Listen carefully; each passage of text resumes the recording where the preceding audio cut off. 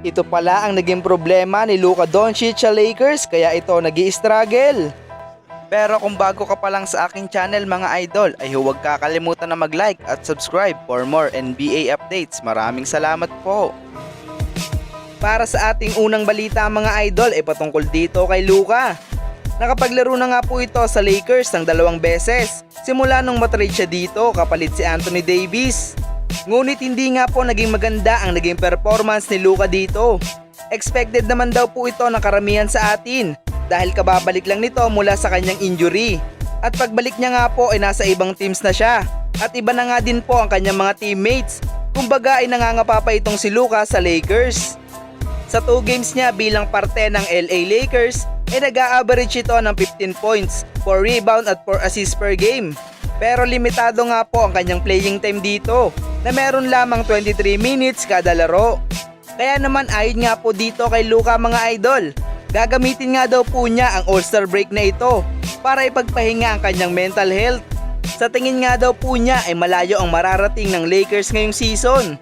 Sa 2 games nga daw po na nakapaglaro siya sa Lakers ay aminado nga po itong nag-i-struggle pa siya. Basta sa ngayon ang focus nga daw po niya ay ang kanyang mental health at hindi ang kanyang physical recovery.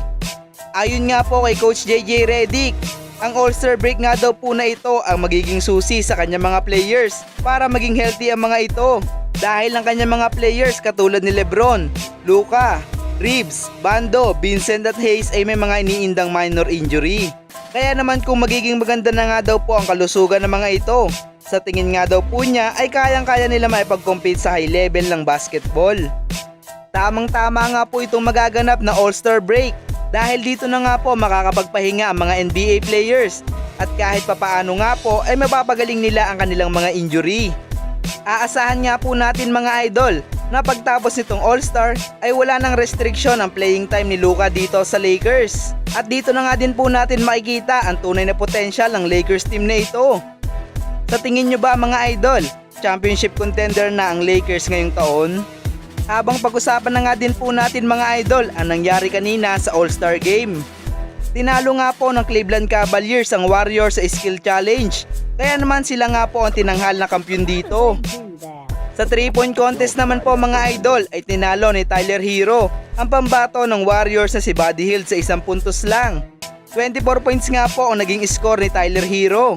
Samantalang si Buddy Hield naman po ay umiscore ng 23 points. Habang sa dunk contest naman po mga idol ay nakuha ulit ni McMahon ang kanyang ikatlong panalo dito. Dahil tinalo niya nga po ang rookie ng San Antonio Spurs na si Stephon Castle. Katulad nga po ng inaasahan ng karamihan mga idol, ay naging maganda nga po ang pinakitang dunks ni McMahon dito. Kaya naman hindi na nga po nagdalawang isip pa ang mga judges na ibigay ulit sa kanya ang panalo.